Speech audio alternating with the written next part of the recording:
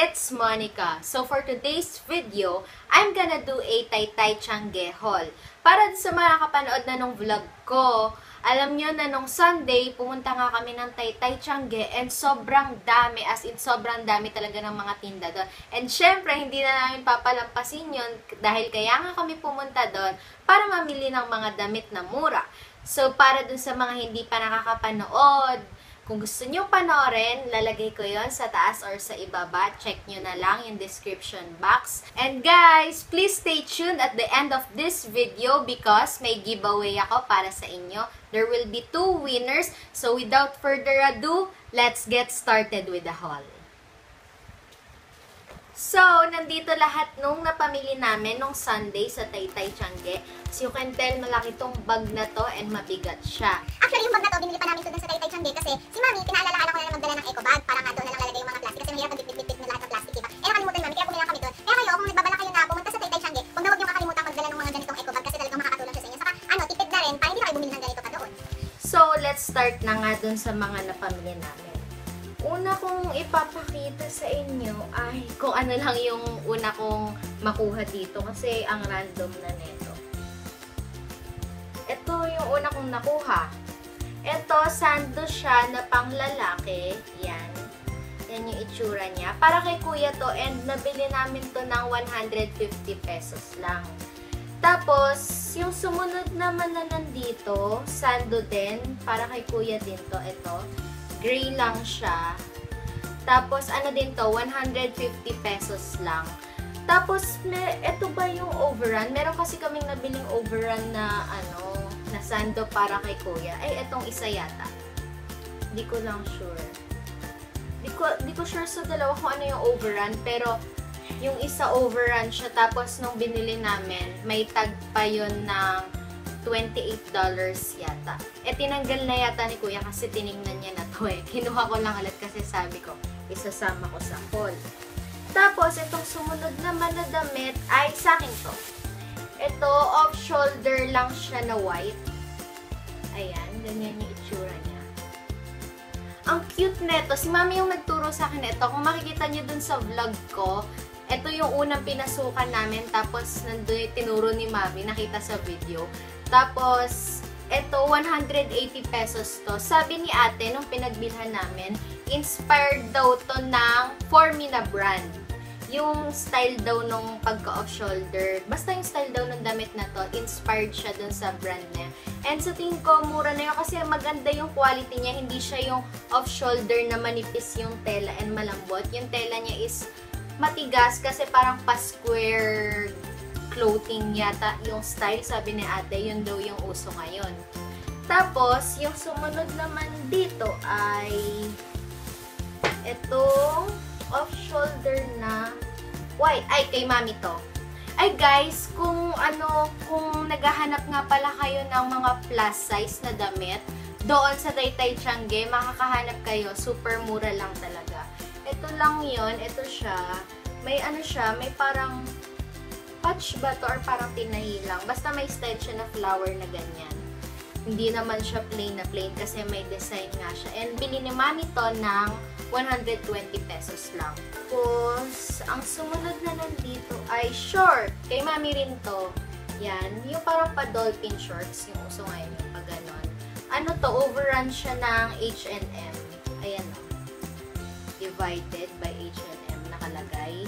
250 pesos na bili ni Mami to. And, ang size na to ay 34. May iba't ibang size doon ng mga shorts kung naghanap nga kayo ng kahit plus size man or hindi.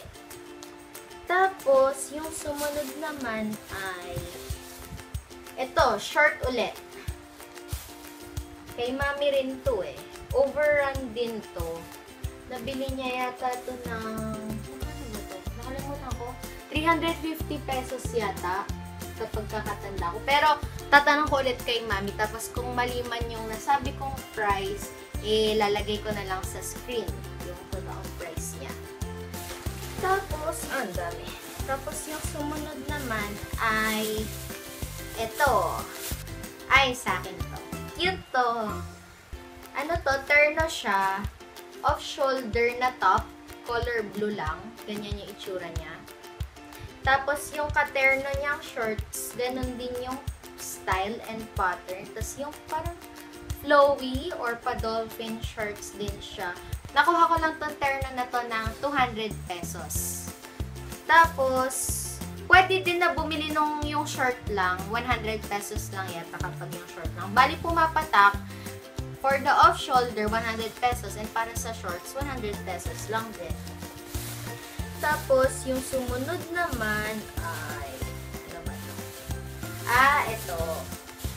Yung terno siya, yung meron, ito yung pangloob, yung uso ngayon. Yan. Ito yung pangloob, tapos ito yung sa labas. Ganito yung style niya. Yan. Dress to. Tapos yung likod niya may zipper na po. Yan yung details niya. Nabili namin to doon sa may doon sa may Changi na parang tent siya, pero hindi siya yung tent na white na buo. Doon sa parang tagpi-tagpi na mga tarpaulin lang yung pinangharang nila sa itaas. Doon namin ito nabili. Ito naman ang sumunod. Itong dress na to na may patch. Denim siya. Kay mami to eh. Ayan. Denim ito. Tapos meron pa siyang patch doon sa gilid. Magkano ba to? Ano yata to? 380? Hindi ko alam. Kung mga nabili ni mami kasi, hindi ko kabisado yung price. Tatanong ko na lang ulit and kung mali man yung nasabi ko, lalagay ko na lang sa screen. Pero ayan lang yung itsura niya. Ang size na nabili ni mami ay XL. Meron pa doon 2XL, 3XL. Talagang makakahanap kayo ng mga gusto nyong damit doon kasi mura na nga, tapos may size test pa talaga siya. Tapos ito namang sumunod sa akin to, ayan, tanggalin natin. Ano lang to, parang polo top siya pero crop top yung style, tapos may mga patches siya. Ito yung itsura. Ayan. Yan yung itsura niya. Tapos yung ano niya, ano tawag dito, yung botones niya ay nasa likuran. Tama ba? Or mali? Ito ang harap, tapos ito ang likod. Hindi ko sure. Oo nga, no? Bakit ganon? Kaya ko lang napansin yun na. Pero tingnan na lang natin yan kung paano ba isuot to. Kung ito ang harap, yung may patches, or itong may mga butones. Tapos meron din siya nung, ano tawag dito, yung tinatali. Nakuha ko to ng 250 pesos. Tapos, ano pa ba? Ito, dress to na parang pa-flannel yung style. Kay mami rin to. Malambot yung tela nito. Ganito yung itsura niya. Nakaano kasi, hindi na ang botones ko, hindi niyo makikita mo. Basta mahaba siya, ganyan. Tapos, parang sa tingin ko cotton yung tela nito kasi ang lambot eh. Hindi siya yung tela na mainit sa katawan. Tapos, nabili yata ni mami to ng 380. Basta lalagay ko na lang yung totoong price niya sa screen kung magkamali man ako ng nasabi. Ang sumunod naman na nandito ay itong white na vest. Ganito lang yung itsura niya. Ganyan. Tapos may pocket siya dito. Ayan. Totoo siyang pocket kasi dun sa mga nakikita kong ibang binibenta na ganito, yung parang design lang yung pocket, and eto, meron siya. And nabili namin to ng 250 pesos lang. Ang sumunod naman na nandito ay itong t-shirt na mint green ba yung color nito or light blue. Ayan. Basta ganito lang yung itsura niya. May ano siya dito, outline na black sa may sleeves niya. Tapos, yung design niya is pastel pink na may nakalagay na A. Tapos, ito, ewan ko. O ba yun? Tapos, yung dito nakalagay Atlantic. Madami pa doon yung mga t-shirt na uso ngayon. Eto, kaya ito yung kinuha ko kasi parang ngayon lang ako nakakita ng ganitong style. Tapos, yung tela niya, malambot siya. Hindi siya yung tela na mainit sa katawan. And ito, we got this for 130 pesos lang. Sa Instagram, nakikita ko yung mga ganyang t-shirt na binebenta sa mga online shop. 180 pesos, 250, tapos doon 130 pesos lang. What if wholesale pa yung bilhin mo? Eh di mas makakamura ka, diba? Tapos yung sumunod naman nandito ay etong mga sando. Yan, sandong pang baby to. Binili ni Mami. Pang bibigay lang yata. Yan yung isa, dalawa, tatlo, apat. Ano yata yun? Tatlo for 100 pesos. Tapos, apat binili ni Mami. 130 yata nung binayaran niya yan. Tapos, yung last na nandito ay, ano na to? Hindi na siya damit. Ito na yung last item para sa haul na to. Yung gusto ngayon, kagaya ng suot ko ngayon. Ayan. Yung turban. Hindi ko nga alam, magkakulay ko itong dalawa. Parang hindi naman. Kasi itong pink, tapos ito parang peach siya. Ayan. Dalawa yung nabili namin. Isang red, tapos ito nga na peach. Nabili namin to ng 90 pesos dalawa. Kasi tinawaran ni Mami. Kasi nga 50 pesos yung isa. Tapos sabi ni Mami na pwede daw ba 90 pesos na lang pag dalawa pinili. Binigay naman na ni ate. Kaya nakuha namin to ng 90 pesos lang. Tapos, yun lang yung mga napamili ko sa Taytay Tiange haul ko. So, let's now proceed to the giveaway. Syempre, ito na yung pinakahintay-hintay ng lahat.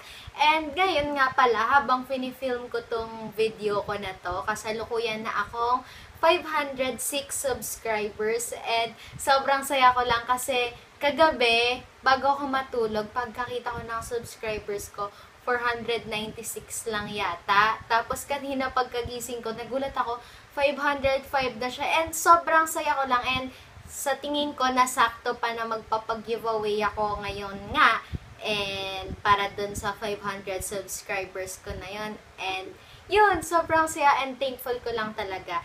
And sana, pagdating ng panahon, kung dumami pa yung subscribers ko, makapagpag-giveaway pa ako ng mas ikakatuwa yung lahat. So, yun lang. Yung papakita ko na yung mapapanalunan nyo. There will be 2 winners nga pala. First is for the YouTube winner. So, for the YouTube winner, ito yung makukuha sa giveaway.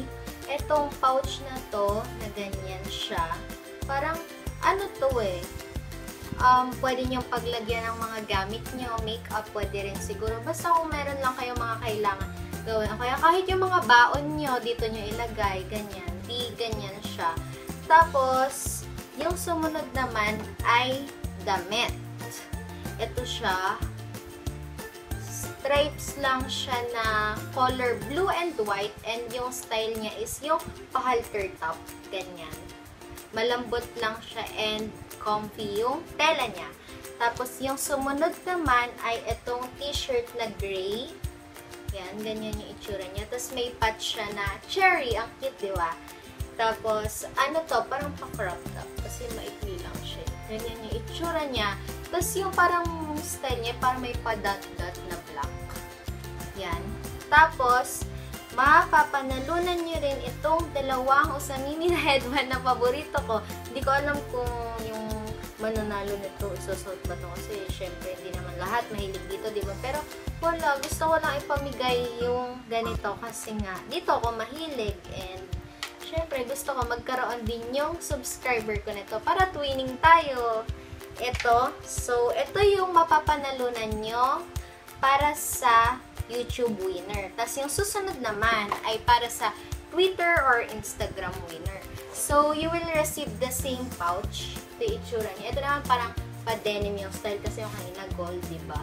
Tapos, ganun din siya. Pwedeng lagyan ng makeup, ang pagkain, or kahit anong mga gusto nyo. Tapos, para sa damit nyo, ito naman yung mapapanalunan nyo. Ito yung unang top. Halter din siya, pero plain lang siya na maroon. And yung dito niya, yung parang outline is color black. Tapos yung sumunod naman, same lang din, pero different color. Ito naman ay gray lang.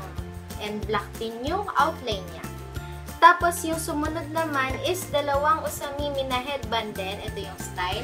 Star na pink yung color. Tapos, ito is flower naman. So, ito yung mapapanalunan ng Instagram or Twitter winner. So, para sa instructions and mechanics nga pala, ilalagay ko na lang sa description box or mag-pinned comment na lang ako and mag-example ako kung paano yung gagawin nyo. And thank you and good luck dun sa mga sasali sa giveaway na to. So that is all for this video. I hope you guys enjoyed as much as I do. And good luck ulit sa mga sasali sa giveaway ko. And sana pag nga mas dumami pa tayo, look forward for another giveaways. Don't forget to like this video, subscribe to my channel, and also click the bell button to get notified every time I post new videos. Thank you for watching and see you on my next video. Bye guys! Mwah!